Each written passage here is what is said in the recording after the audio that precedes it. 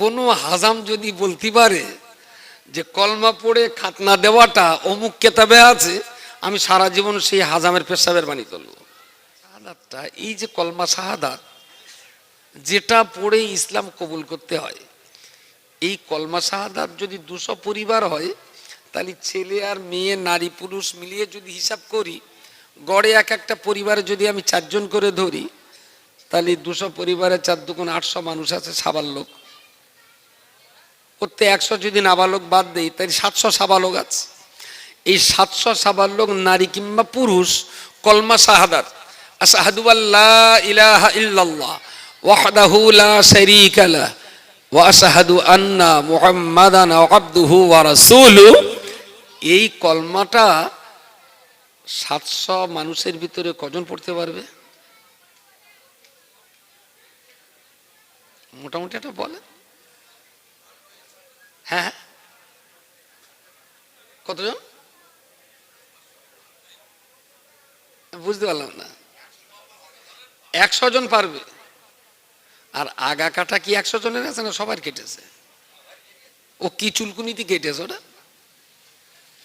যে লোক 65 কিলো দেও বই বাড়াতে পারে, 4 গ্রাম ওজনের এই আগার চামড়াটা বই বাড়াতে পারতো না? ও ফেদাটা কাটার দরকার কি ছিল? কোনো হাজাম যদি বলতে পারে যে কলমা পড়ে খাতনা দেওয়াটা অমুক কেতাবে আছে, আমি সারা জীবন সেই হাজামের পেশাবের বাণী তুলব। মাথা কেটে টেটে দেবো, কোটি টাকা দেবো, সব কথা বলে লাভ নেই, পারবো না, আমার অত টাকাও নেই, আর আমার মাথাও অত সস্তা না। তো ওই লোকটার খেদমত করবো সারা জীবন আমি। গোপ কাটা সুন্নত, বিসমিল্লাহ বলে কাটা হয়। নখ কাটা সুন্নত, সেটাও বিসমিল্লাহ বলে কাটা হয়। খাতনা দেওয়াটা সুন্নত, ওটা কি বলে কাটে মনে নেই আপনার? কি বলে কেটলো? হ্যাঁ, কাটে কি বলে? বাচ্চাটার কি পড়ায়?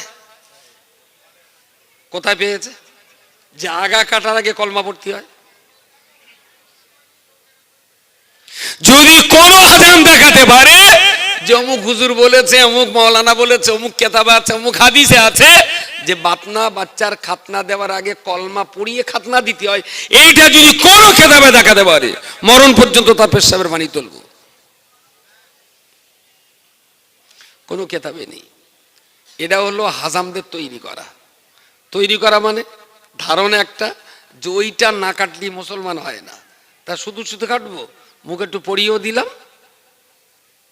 বুঝতে পারেননি? কলমাটাও পড়িয়ে দিলাম আর এদিকে ছেটেও দিলাম, 2 দিক দিয়ে মুসলমান হয়ে গেল। আচ্ছা, কাটাকাটির সঙ্গে কি ইমানের কোনো সম্পর্ক আছে? আদম নবীর কি কাটা ছিল?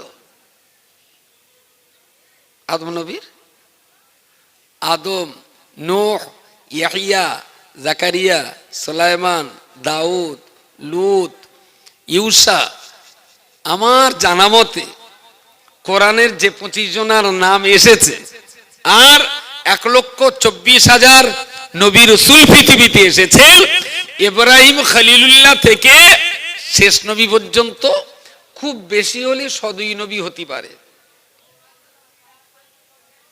আর পিছনের 1,22,000 না 23,700 নবী কারোর খাতনা দেওয়া ছিল না। তারা কি অমুসলমান ছিলেন? ওদের কি জান্নাত আটকাবে? বাঙালি মুসলমানরা তো খাতনা প্রিয় হয়ে গেল কি করে? ভাই ওইটা কাটলিয়ে যদি পাকা মুসলমান হয়, তার ডবল কাট দে, যা হাজাম খরচা লাগে আমি দেবানু, তুই ডবল কাট দে। বাচ্চার কোরআন শেখাবার কোনো নামগন্ধ নেই, কলমা পড়াবার কোনো নামগন্ধ নেই, ইসলামী তাহাজিক তামাদ্দুন শেখাবার কোনো নামগন্ধ নেই। বাপও কোরআন জানে না, মাও কোরআন জানে না, বাচ্চার আগা কেটে মুসলমান বানাবে। কোথায় পেয়েছিস এসব হাদিস? খুব দুঃখজনক যে ইসলামটা বোঝার চেষ্টা করলাম না আমরা। প্রিয় শ্রোতা মণ্ডলী, মনে রাখুন, ইসলাম কিন্তু আমার পোশাক পরিচ্ছদে নয়, ইসলাম আমার ব্যবহারে, ইসলাম আমার আচার আচরণে, ইসলাম আমার কথাবার্তায়, ইসলাম আমার খাওয়া দাওয়ার মধ্য দিয়ে। আমার ভিতরে কিছু আকীদা থাকতে হবে, আমার বাইরে কিছু কর্ম থাকতে হবে। আমার কর্ম কোনো মানুষের কষ্ট দেবে না, আমার আচরণ কাউকে ধোকায় ফেলবে না, আমার আদান প্রদানে কেউ কখনো ঠকে যাবে না। ইসলাম তো মানুষকে ঠকাবার জন্যে নয়, ইসলাম মানুষকে কাঁদাবার জন্যে নয়, ইসলাম মানুষকে বিপদ ফেলাবার জন্যে নয়, ইসলাম আগুন লাগাবার জন্যে নয়, বরং আগুন থামাবার জন্য ইসলাম। পরের মাল কেড়ে খাওয়ার জন্য ইসলাম নয়, বরং নিজের খাবার ক্ষুধার্ত ব্যক্তিকে খাওয়ানোর নাম হলো ইসলাম। লোককে মারপিট করার নাম ইসলাম নয়, বরং আক্রান্ত মানুষের সেবা যত্ন করার নামই হলো ইসলাম। মানুষের ফাঁকি দেওয়ার নাম তো ইসলাম নয়, বরং হক আদায় করার নামই হলো ইসলাম। আমি কান ধরে অন্যায় স্বীকার করে নিচ্ছি, যদি গ্রামে না থাকে তাহলে খুব সন্তুষ্ট, থাকলেও আর অসন্তুষ্ট কি করব। এমনও দেখতে পাওয়া যায়, বাপ অসুস্থ বলে বাপকে রেজিস্ট্রি অফিসে নিয়ে হাতে পায়ে কালে লাগিয়ে পুরো সম্পত্তিটা ছেলেটা লিখে নেস। যেহেতু 4-5টা বোন আর একটা ছেলে একটা ভাই, ও দেখলো আব্বার যা অবস্থা, এই জন্য যদি মরে তার জমি জায়গা যারা রয়েছে 5-7 বিঘে 10 বিঘে যা আছে সব তো বুনির লে দেবেন। ও সেইটা একেবারে সাপকওয়ালা দলিল করে, বুঝলেন, পুরো লিখে পড়ে বানিয়ে নিস। 2-3 দিন পরে আব্বার শরীর খারাপ বলে বুনিরা দেখতে এসে, তা মেয়েরা যখন এসে একটু যত্ন করে, বাপের গরম পানিতে গা ধোয়া দিয়ে হাতটার দেখে বলতে, আব্বা তোমার হাতে কালি কালি না কেন? তাই তো ওই কাল ইসিজি করতে নিয়ে গেলো, তার বড় খোকা ওই খোকা বলতে হলো ইসিজি করতে গেলে হাতে একটু কালি লাগাতে হয়। ইসিজি করেছে 5 আঙুলির ডগায় কালি লাগিয়ে, বুঝতে পারেননি, ইসিজি। পরে গিয়ে খবর নিয়ে দেখা যাচ্ছে পুরো জমি বাপ ছেলের নামে সাপকাওয়ালা লিখে দিয়ে গেছে। আচ্ছা, এরম ফাঁকিবাজ ভাইটাই পাওয়া যায়? একটার দাগ একটার দাগ। এ গ্রামে তো নেই, এ গ্রামে সব ফেরেস্তা বাস করে, আশপাশে অন্যান্য গ্রামে। ইস, মুসলমানের পক্ষে সম্ভব যে একটা ভাই হয়ে তার বোনকে ফাঁকি দিচ্ছে? আচ্ছা, ওই যে বোনেদের ফাঁকি দেওয়া সম্পত্তি, ওই সম্পত্তি বেচে যদিও কাবা শরীফের ভেতরে ঢুকেও যদি নামাজ পড়ে, ওর কোনো সেজদা আল্লাহর কাছে? আল্লাহর কাছে? কি জাতের মুসলমান, বোনেরও ফাঁকি দেয়? ছি ছি ছি ছি ছি। ইসলামে তো এই কথা বলা নেই, তুই পেলি কার কাছ থেকে কথা? আমাদের যা সর্বনাশ হচ্ছে, লোকে তো আমাদের সর্বনাশ করেছে, আর তার চাইতে আমরা আমাদের নিজেদের বেশি সর্বনাশ করেছি, অনেক বেশি সর্বনাশ আমরা করেছি। শুধু ইসলামটাকে সাইনবোর্ড আকারে রেখেছি, কর্মজীবন ইসলামটাকে আমরা ইমপ্লিমেন্ট করতে পারিনি, এটা আমাদের চরম ব্যর্থতা, চরম ব্যর্থতা। প্রিয় রাসূল সাল্লাল্লাহু আলাইহি ওয়াসাল্লামের কিছু অলৌকিকত্ব আছে, মুজিজা আছে।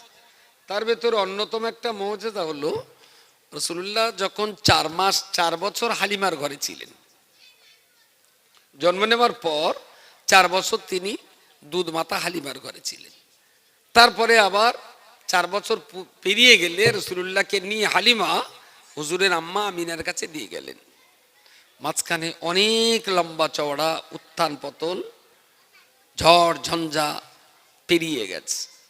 রাসূলুল্লাহ আপনার তায়েফে গিয়েছিলেন, তায়েফের মানুষেরা তার উপরে জুলুম অত্যাচার করেছে, এসব কিছু ঘটনা বহুত কিছু ঘটে গেছে। নবী এখন মক্কা থেকে হিজরত করে মদিনাতে এসেছেন, ততক্ষণে হালিমাতুস সাদিয়া রাদিয়াল্লাহু আনহার বয়স 85 পেরিয়ে গেছে। জীবনের শেষ প্রান্তে দাঁড়িয়ে হালিমার খুব ইচ্ছা হলো যে কচিটার সঙ্গে তো একবার দেখা করি। কচি মানে রাসূলুল্লাহ, যেহেতু নিজের বুকে দুগ্ধ পান করিয়েছেন, তো বিদেশি কাফেলার সঙ্গে উনি মোটামুটি বেরিয়ে মদিনা পর্যন্ত পৌঁছে গেছেন। ওই রকম বয়স, হাতে একটা লাঠি টুকে, দেহটা ছিল সোজা, বয়সের ভারে নুয়ে পড়ে কোমর থেকে আর মাথা পর্যন্ত প্রায় বেঁকে গেছে, মাজা সোজা করে তিনি আর দাঁড়াতে পারেন না। লাঠিটা নিয়ে টুকটুক করে মসজিদে নববীর দিকে এগিয়ে যাচ্ছেন। আর যাকে মাথা উঁচু করলে তো অনেক দূর দেখা যায়, আর মাথা নিচু করে হাঁটলে তো বেশি দূরে দেখা যায় না। তো ওই বাউন্ডারির ভিতরে যার যখন দেখতে পাচ্ছে জিজ্ঞেস করছে, বাবা এখানে মোহাম্মদ কোথায় আছে বলতে পারো? তা বলছেন, হ্যাঁ সামনে আছেন, যান। একেবারে রাসূলুল্লাহ থেকে এক রশি দূরত্বে। তখন এসে জিজ্ঞেস করছেন, বাবা তোমাদের এখানে মোহাম্মদ কোথায় আছে একটু আমাকে বলে দিতে পারো? বলছে, হ্যাঁ রাসূলুল্লাহ তো সামনে বসে আছেন, যান। এখন মোহাম্মদ কোথায় আছে এই বৃদ্ধা মহিলার মুখের কথাটা বাতাসে ভেসে রাসূলুল্লাহর কান পর্যন্ত চলে গেছে। প্রিয় রাসূল সাল্লাল্লাহু আলাইহি ওয়াসাল্লাম সাহাবীদের নিয়ে কথা বলছিলেন, সঙ্গে সঙ্গে সবাইকে স্টপ করে দিয়ে দাঁড়িয়ে পড়লেন। মোহাম্মদ কোথায় আছে শব্দটার ভিতরে যেন অনেক পরিচিতি গন্ধ আছে, এবং আমার নাম যেভাবে ডেকেছেন এই ডাকের ভিতরে অনেক মায়া মমতার চিহ্ন রয়েছে। কে ডাকলেন? হঠাৎ চোখ পড়ে গেল হালিমার দিকে, মাজা ব্যাকা। কিন্তু ওই মাজা ব্যাকা বৃদ্ধা মানুষটাকে দেখে একবারও চিনতে দেরি হয়নি রাসূলুল্লাহর। বলুন সকালে সুবহানাল্লাহ। এক চান্সেই বুঝে নিয়েছেন ইনি আমার দুধমা হালিমা। ছুটে যে হালিমার পিঠের তলায় ডান হাত আর কোমর নিচু করে আর হাঁটুর উপরে আর একটা হাত দিয়ে পুরো আড়কলা করে হালিমাকে নিয়ে নিজের জায়গায় এসে দাঁড় করিয়ে দিয়ে সাহাবীদের বললেন, সবাই চলে যাও, আজকে আর কারোর সঙ্গে কথা হবে না। নিজের গায়ের পাতলা একটা চাদর থাকতো, যাকে তাসুফের ভাষায় আমরা খেরকা বলি, এই চাদরটা এইভাবে ভাঁজ করলেন, বড় চাদর ভাঁজ করে করে একদম ছোট্ট করলেন, যাতে আমার মায়ের দেহে আজ আর গোশত নেই, হাড় ককানা সার। এই পাথরের উপরে বসলে নিচেও শক্ত, দেহে শক্ত হাড়, হাড়ে হাড়ে ঘর্ষণ লেগে আমার মায়ের কষ্ট হবে। তাই গায়ের চাদরটা ভাঁজ করে করে যতটুকু তোষক যতটুকু নরম হয়, বড় চাদরটা এতটুকু করে সেটা এক জায়গায় রেখে হালিমাকে ওই জায়গাটায় বসিয়ে দিয়ে বললেন, ওমা আমি তোমার সেই মোহাম্মদ। জীবনের শেষ প্রান্তে দাঁড়িয়ে হালিমা রাসূলুল্লাহর মাথাটা বুকের ভিতরে টেনে ধরে ঢুকেরে ঢুকেরে কাঁদলেন। অনেকদিন তোর সঙ্গে আমার দেখা হয় না বাবা, বহুদিন তোরে আমি দেখিনি। আমার ওই তায়েফে তুই একবার গিয়েছিলিস বাবা, আমার এলাকার লোক তোর ধরে প্রচন্ড মারধর করেছিল, আমি সংবাদ শুনেছিলাম, কিন্তু অনেকটা পরে। আমি মা হিসাবে উচিত ছিল আমার তায়েফের মানুষ তোমারে যখন মারপিট করছিল, আমি তোমার মা হিসাবে উচিত ছিল সামনে দাঁড়িয়ে তোমাকে প্রোটেকশন দেওয়া, হেফাজত করা। আমি করতে পারিনি বাবা, তুই আমারে ক্ষমা করে দিস। রাসূলুল্লাহ বললেন, আম্মু মায়ের কোনোদিন ভুল হয় বেটার কাছে? আমার কাছে তুমি কোনো অন্যায় করনি মা, তোমার বুকের অমীয় স্বর্গীয় সুধা পান করে আমি মোহাম্মদ বড় হয়েছি। অনেক কান্নাকাটি হলো দুই মাইজি, পরে অনেক কথা হলো। প্রিয় শ্রোতা মণ্ডলী, আমি আপনাকে বলতে চাইছি হালিমাতুস সাদিয়া রাদিয়াল্লাহু তাআলা আনহা তিনি তো রাসূলুল্লাহর গর্ভধারিণী মা ছিলেন না, দুগ্ধ পানকারিণী মা। তিনি তো ছিলেন দুধ আপনার দায়ী মা, নিজের বুকের দুধ রাসূলকে পান করেছিলেন। হালিমার গর্ভে তো রাসূলুল্লাহ ছিলেন না। ও বান্দা মনে রাখতে হবে, যে বয়সে মুহাম্মদুর রাসূলুল্লাহ তার দুধ মাতাকে পেয়ে এত যত্ন করেছেন, গায়ের চাদর মায়ের বসার জন্য তোষক বানিয়ে দিয়েছেন, ওই বয়সে যদি গর্ভবতী মাকে পেতেন, না জানি রাসূলুল্লাহ নিজের মায়ের খেদমত কতটা করতেন। সুবহানাল্লাহ বলেন, সবাই মিলে বলেন। আচ্ছা, এই যদি হয় মুহাম্মদ ইবনে আব্দুল্লাহর মা আর দুধ মার ব্যবহার যদি এই হয়, মুসলিম সমাজের কিছু ছেলে পিলে আছে যার মার উপরে আঙুল তোলে, হ্যাঁ মারে মারে, এইবার বোধহয় আপনার চাকরিটা যায়। আমি বলছি মার উপরে আঙুল তোলার কথা, হুজুর বলছেন কখনো কখনো মাকে মারতেও পিছপা হয় না ছেলে পিলে। এরা কোন ধর্মের ছেলে? এর বাড়ি তো এরও তো প্যান খুলেছিল হাজাম নাকি? যে ছেলেটা তার মাকে মারছে, মাকে গালি দিচ্ছে, মার উপরে আঙুল তুলছে, হাজাম এসে এরও তো প্যান খুলেছিল। আগা কেটে কি লাভটা হয়েছে আমরা একটু বলবেন? হ্যাঁ হাজাম, হ্যাঁ হ্যাঁ, সেও পড়িয়েছে। হাজামের একটু ডেকে বলেন, ভাই তুই যা কেটেছিস, মার তো মারা বন্ধ কর, তুই আর একবার কেটে দে, তাতে 1 ইঞ্চি যায় যাবে।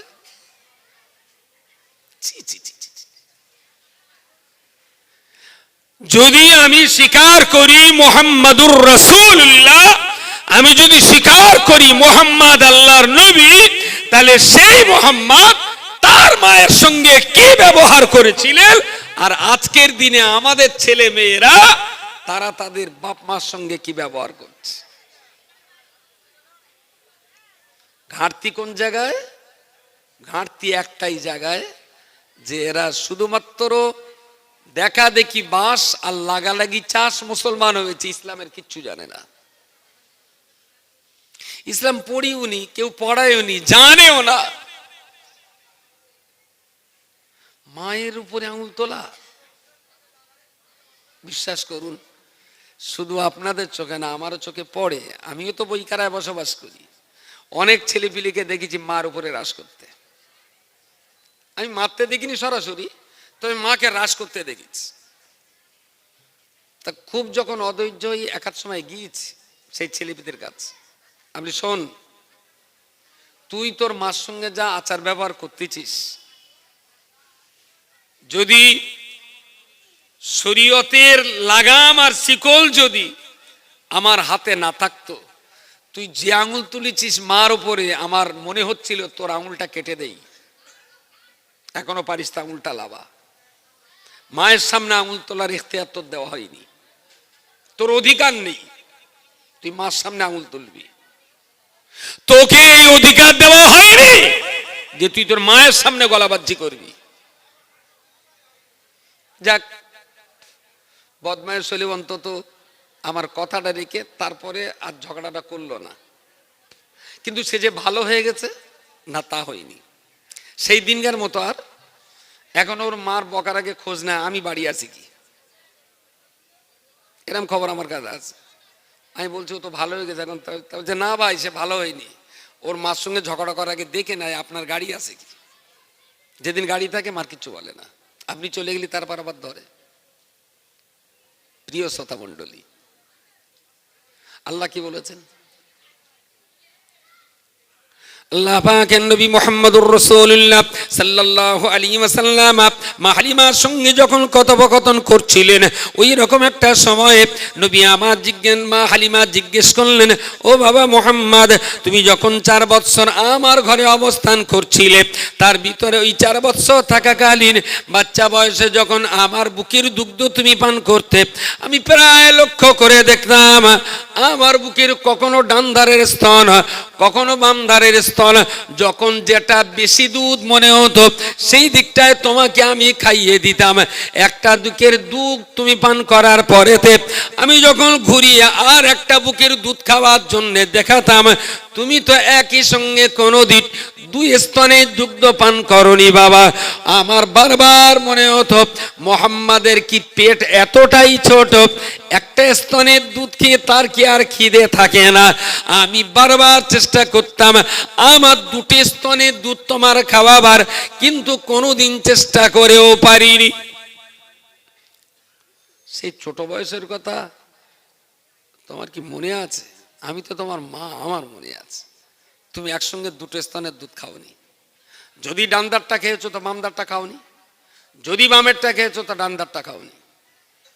এমন ঘটনা আমি বারবার ঘটেছে আমার জীবনে। রাসূল বললেন, আম্মু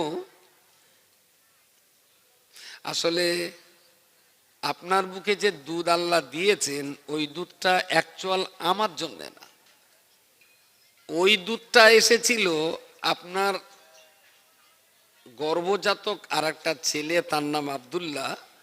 আমার বয়স আর তার বয়স প্রায় একরকম। আব্দুল্লাহ আপনার পেটে ছিল, আব্দুল্লাহ আপনার গর্ভজাতক সন্তান। অ্যাকচুয়াল আপনার বুকের দুধটা ওটা হলো আব্দুল্লাহর বাজেটের দুধ, আর আমি মোহাম্মদ সেই দুধে ভাগ বসিয়েছি।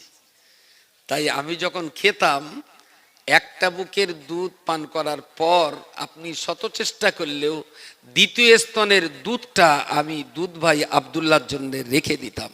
সুবহানাল্লাহ, সুবহানাল্লাহ।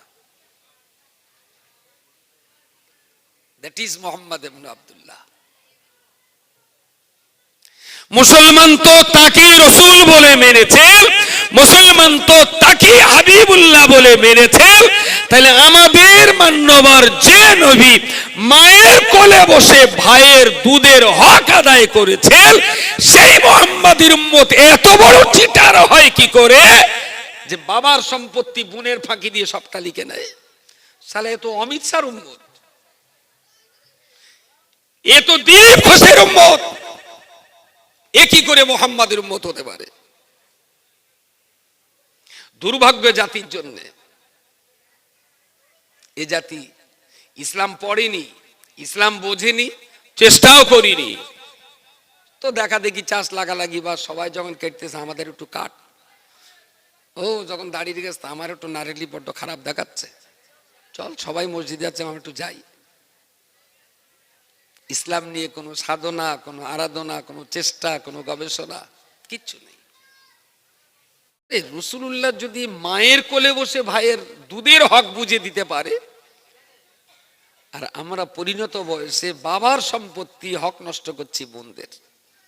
ইস, কদিন এই মজা করবি রে ভাই? কদিন থাকবে তোর এই জমিদার আর মাতব্বরি? এই ফেবুকি কাঁটা কার কাছে রে? এদিকে কি চেঁচাড়িতে নাড়ি কাটে নাকি বলেন? আমাদের কি হওয়ার পর তো বেলেট দিয়ে কাটে, শুনেছি চেঁচাড়িতে নাড়ি কাটলে নাকি গলায় একটু জোর হয়। শেষ কথা বলছি, আমারও সময় শেষ। প্রিয় রাসূল সাল্লাল্লাহু আলাইহি ওয়াসাল্লাম মায়ের কোলে বসে ভাইয়ের হক আদায় করেছেন। আমরা সেই মুসলিম হতে পারলে, আরে শান্তি কি টাকায়, গাড়িতে, বাড়িতে, জমিতে না জল করে? অন্তরের শান্তিটাই হলো বড় শান্তি।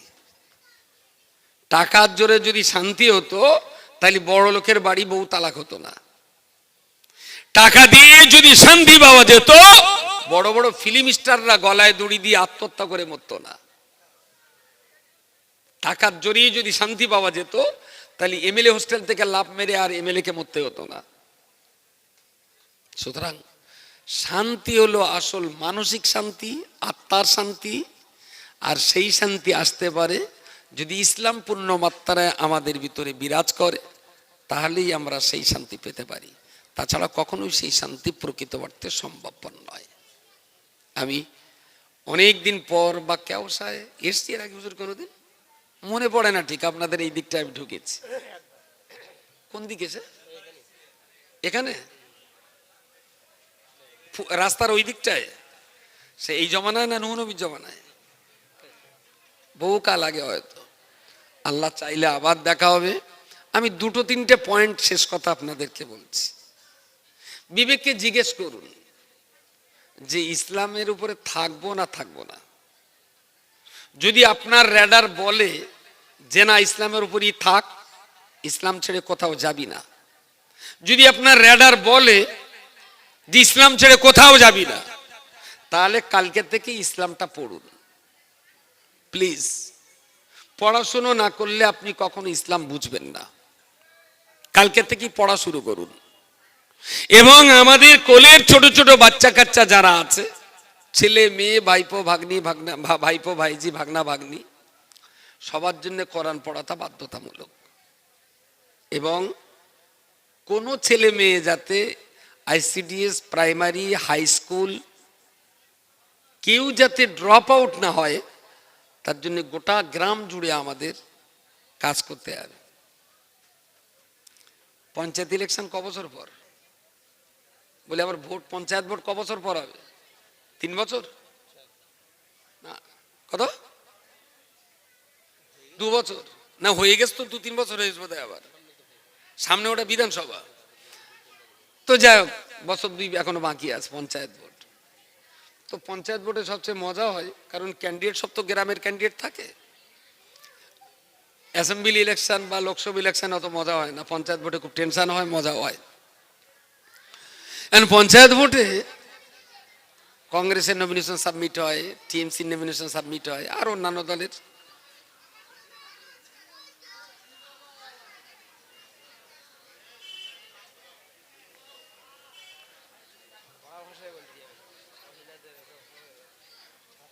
মায়েরা যারা আছেন, আমার মায়েরা যারা আছেন, প্লিজ, না আমি খুব দোষ দিতে পারছি না, কারণ বয়স্ক মহিলার আওয়াজ আমার গলায় খুব একটা আসছে না, যা আসছে খুচরো পয়সা, কিচিমিচি কিচিমিচি করতেছে। তা কি করবে ওরাই, বা কি করবে, গলা টিপে ধরবে? যে সমস্ত বাচ্চারা কথা বলছেন, একটু দেখুন যেভাবে হোক, আর যদি আপনার বাচ্চার আব্বা যদি দিতে থাকে, ওইটা বাচ্চার আব্বার দায়িত্বে দিয়ে দেন। বাহ, একটু একটু নিরিবিলি হয়েছে, একটু প্লিজ আপনার চুপ করে থাকুন। কি বলছিলাম যেন কথাটা? ও, ভোট, বাহ, পঞ্চায়েত ইলেকশন। তো প্রত্যেক দল নিজ নিজ লোকজনের নমিনেশন সাবমিট করে, আর ওরা ভোটে জেতার জন্য একটা প্ল্যান তৈরি করে। আমিও সেই প্ল্যানের অন্যতম পার্টনার। ছোট বয়সে খুব রাজনীতি করেছি, তার মানে 4 পর্যন্ত। ওই যে দলের লোক মুড়ি চানাচুর দেবে, সেই দলের হয়ে প্রচার করে দিলাম। কংগ্রেসের লোক এসে বললে, আজ একটু গ্রামে মিছিল করতে হবে, আমার মুড়ি চানাচুর কতটা দেওয়া, হয়তো বললো 500 মুড়ি, 200 চানাচুর। পাকাটির মাথায় সেই পতাকা লাগিয়ে গোটা গ্রাম বিরাট মিছিল হয়ে গেল। যাক, সেই সময় থেকে পলিটিক্সের একটু আধা অভিজ্ঞতা আমার আছে। ঘরে প্রথমে নমিনেশন সাবমিট করে সে একটা ঘরে মিটিং হয়, টোটাল ভোট হয়তো 950, 4টে পাড়া।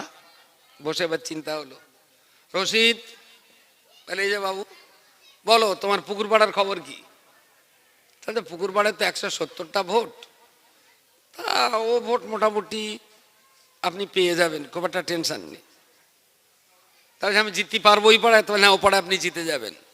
আচ্ছা গেল, মফিজুল তোমার মাঠ পাড়ার খবর কি? তাহলে কাকা, মাঠ পাড়াটা খুব বিপদ। তাহলে কেন? তাহলে ওরা যে বড় পুকুর ধার দিয়ে যায়, প্রত্যেক বছর এই পাড় ভাঙে। এবার কিন্তু এই পাড় তৈরি করে না দিলে ওরা ভোট দেবে না। তাহলে যদি পাড় তৈরি করে দেই, তাহলে যে ওখানে 40টা পর ভোট আপনি পেয়ে যাবেন। তাহলে তুই খুঁজলে কত টাকা? বললো এই 1020 টাকা হলে মোটামুটি পাড়টা বাঁধা হবে। 20,000 টাকা দিয়ে দিলে তুই পাড় বেঁধে দিবি, ভোটটা পাবো। বললো ওকে, গেল। এই বাপি, তোর মোড়ল পাড়ার খবর বল। তাহলে স্যার, ওটা শুধু পাড়া না, বলো মোড়ল পাড়া। ওদের ভোট নিতে গেলে আপনার মোড়লই ওদের হাতে ছেড়ে দিতে হবে। তাহলে তার মানে, বলে আপনি গিয়ে ওই ভদা মাস্টার, পল্টু মাস্টার, রহমতুল্লাহ মাস্টার আর জাকির মাস্টার, এই কটারে ডেকে বলবেন, দেখো ভাই, আমি ভোটে দাঁড়িয়েছি, আমি একটা কাঠের পুতুল, পঞ্চায়েতে যা যা পাস হবে সব তোমাদের কাছে ছেড়ে দেবো, তোমরা যেটা যেখানে মনে করবা কাজ করবা, আমার কোনো দাবি নেই। মোড়লি করা তোদের চিরকাল স্বভাব। মোড়লিরা ওদের দায়িত্ব দিলে ওরা মোটামুটি ভোটটা তোমার দেবে। তাহলে তাই দিয়ে দেবো, ভোট আমার চাই। গেল। এই উত্তর পাড়ার খবর? তাহলে কাকা, উত্তর পাড়ার খবর কিন্তু একটু গন্ডগোল। তাহলে তুই বল না, ভোট আমার দরকার। তা বলছে, আরে তুই বলবি তো। তাহলে কাকা, উত্তর পাড়ায় সব তো আদিবাসী চুল্লুকরের বাস, ওদেরও শাড়ি পুকুর টুকুর কোনো ঝামেলা নেই। তুমি ব্যারেল সাথে বাংলা মাল দিতে পারবা? ভোটের আগের দিন দেবা, ভোটের দিন 7 সকালে গিয়ে 6টা থেকে 7টার ভেতরে সব মেয়ে বদ্দায় মাল গিলকে দেবো। তবে তোমার ভোট বলে 11টার ভেতরে ভোট নিয়ে নিতে হবে। 11টা পার হইলে বলো নেশা খরিয়ে যাবে, তখন ভোট দেবে কিনা আমি বলতে পারবো না। তুমি 7 ব্যারেল বাংলা মাল দেবা, সকাল 6টা থেকে 7টার ভিতরে খাইয়ে দেবো, 10টার ভেতরে তোমার ভোট লে নিতে হবে। ও 1 গ্লাস করে চুল্লু দিলি না, 2 হাত ভরে তোমার ভোট দিয়ে দেবে, সবচেয়ে সস্তা ভোট। গেল। এই ওয়াইদুল্লাহ, তোর পাড়ার খবর বল। তার যে বড়াব্বা, আঙ্গাপাড়ার অবস্থা খুব খারাপ। ওরা টাকাও নেবে না, মডিলিয়ানাও নেবে না, ওরা আবার ঠিক করেই নিয়েছে পার্টি উল্টিয়ে দেবে। ও চুল্লু ফুল্লু কিচ্ছু চলবে না ওখানে। যে টাকা পয়সা দেবো হবে না, চলছে না। ওরা আবার বলেছে উল্টিয়ে দেবো, যা কপালে আছে ওদের একটাই কথা, বলে উল্টে দেওয়া। তা বলছে কোনো দিক রক্ষী হবে না। তা বলছে কাকা ওদের তো সে টানা মালটাল রয়েছে, ছক্কা আছে, 3-3 আছে, তারপর কোটো তো ওরা নিজেরা বাঁধে। তাহলে শোন, তুই একটু খবর লে ওদের মাল কটা আছে আর বোমটম কতটা কি আছে। আমি তোর বলে দিচ্ছি, ভোটের 3 দিন আগে 29টা 3-3 দেবো, 10 কেজি পাউডার দেবো, আর গুন্ডা মোস্তান যা লাগে দেবো। ঠিক ওরা যখন ভোট দিতে আসবে, ভোটটা জ্যাম করে ভোটগুলো আমার দিতে হবে। তাহলে তাইলে হবে। তাহলে কারুর টাকা দিয়ে পুকুরি পাড় বেঁধে দিতে হবে, তো ভোট আমার চাই। কারুর মোড়লিয়ানা দিতে হবে, তাও দেবো, কিন্তু ভোটটা আমার চাই। কারুর চুল্লু গেলাতে হবে, তা গেলাবো, ভোট আমার চাই। দরকার হলে বুথ জাম করে ওলট পালট করে দেবো, তবুও ভোট, কথা বলেন, আমার চাই। আচ্ছা এই ভোট আমরা করি না আসমান থেকে ভোটার আসে? হ্যাঁ, টিএমসিও আমরা, কংগ্রেসও আমরা, সিপিএমও আমরা, আরএসপি ফরওয়ার্ড ব্লক সব তো আমরা। ভোটার তো আলাদা করে আসমান থেকে আসে না। ওকে, ভোট হয়ে গেল, লাল পার্টি জিতে গেল, নীল পার্টি হেরে গেল, বিরাট মিছিল টিছিল হয়ে গেল। পরের দিন শুক্রবার মসজিদে নামাজ পড়তে এসে, এইবার আমরা কোন পার্টি? মসজিদে শুক্রবার নামাজ পড়তে এসেছেন কোন পার্টি? কথা বলেন, আল্লাহর পার্টি। তাহলে মসজিদে এসে আর কোন দলের নাম আমরা লা ইলাহা ইল্লাল্লাহ মুহাম্মাদুর রাসূলুল্লাহ। Very good. আমরাই সিপিএম, আমরা টিএমসি, আমরা ফরওয়ার্ড ব্লক, আমরাই আরএসপি। আর মসজিদে আসার পরে আমরা না মমতা, না রাহুলের, না লাল পার্টির, না নীল পার্টির, আমরা হলাম মুহাম্মাদুর রাসূলুল্লাহ সাল্লাল্লাহু আলাইহি ওয়াসাল্লামের দ্বীন ও ঈমানের সৈনিক আমরা। সুতরাং আজকে মসজিদে বসে প্ল্যান হোক 200 পরিবারের ভিতরে অন্তত 350 জুমার দিনে মুসল্লি হওয়া উচিত। মসজিদে মুসল্লি হয় মাত্র 150। 200 মুসল্লি নামাজ পড়ে না। ওই মুসল্লিগুলোর নামাজ পড়ানো যে কিভাবে, আজকে বসে তার প্ল্যান হবে। কেউ নামাজ পড়ে বাড়ি যাবে না। আমারই গ্রামে, আমারই মহল্লাতে 200 পরিবারের ভিতরে প্রায় 300 বাচ্চা আছে যাদের কোরআন শেখানো জরুরি। 50টা বাচ্চা মক্তবে পড়তে আসে, বাকি 250 বাচ্চা পড়তে আসে না। ওই বাচ্চাগুলোকে কিভাবে কোরআন শেখানো যাবে তার প্ল্যান আজকে তৈরি হবে, বসে কেউ বাড়ি যাবে না। আমারই মহল্লাতে যত মানুষ বাস করে 200, তার ভেতরে এবারই আমি হিসেব করে দেখেছি 5 থেকে আইনের ভেতরে 75টা ছেলে স্কুল থেকে ড্রপ আউট। যে বাচ্চাগুলো আর স্কুলে যায় না, ওই বাচ্চাগুলো স্কুল মুখ করতে হবে। চলো শুট আউট করাও, পয়েন্ট আউট করাও, কিভাবে তাদের রক্ষা করা যাবে। এর কোনো প্ল্যান মুসলমান পাড়ায়? হ্যাঁ, কথা বলে না কেন? কোনো প্ল্যান? সিপিএম এর জেতানোর প্ল্যান হয়, টিএমসি জেতানোর প্ল্যান হয়, কংগ্রেসের জেতানোর জন্য। তাহলে কলমা ঘুরিয়ে দেন, লা ইলাহা ইল্লাল্লাহ মমতা ব্যানার্জি রাসূলুল্লাহ, রাহুল গান্ধী রাসূলুল্লাহ, আরো অনেক রসুল আছে, ঘুরিয়ে দেন। যে জাতি টিএমসি কে জেতাবার প্ল্যান করে, কংগ্রেসকে জেতাবার প্ল্যান করে, আরএসপি ফরওয়ার্ড ব্লককে জেতাবার প্ল্যান করে, আমি আপনার ভোট করতে বারণ করিনি। ভোট ময়দানে যদি আপনার লড়াই এটা হয় জামাত দলের ব্যালট বাক্সা ভর্তি করব, তাহলে মুসলমান হিসাবে এটাও তো লড়াই হওয়া উচিত ছিল। গোটা গ্রামের সব মুসলমানগুলোকে দিয়ে জান্নাত ভর্তি করব। There is no project, there is no plan and estimate. মুসলমান আছি বলে মনে হয়? যদি আমারে গরু, ছাগল আর বাঁদর বলে মনে না হয়, তাহলে এই গ্রামের লোক বসে প্ল্যান করে নেবেন যে কিভাবে অশিক্ষিতদের শিক্ষায় আনা যাবে, ড্রপ আউটদের স্কুলে ফেরানো যাবে, কোরআন না জানাদের কোরআন শেখানো যাবে, বেনামাজিদের নামাজের পথে ডাক দেওয়া যাবে। আমাদের ডেভেলপমেন্টের পথ আমাদের করে নিতে হবে, কেউ করে দেবে না। আমাদের উন্নয়নের রাস্তা আমাদেরকে দেখে নিতে হবে, কেউ দেখিয়ে দেবে না। যদি কমিউনিটিকে নিয়ে জান্নাত ভরাবার প্ল্যান তৈরি করতে পারেন, তাহলে আপনিও বাঁচলেন, আমিও বাঁচলাম।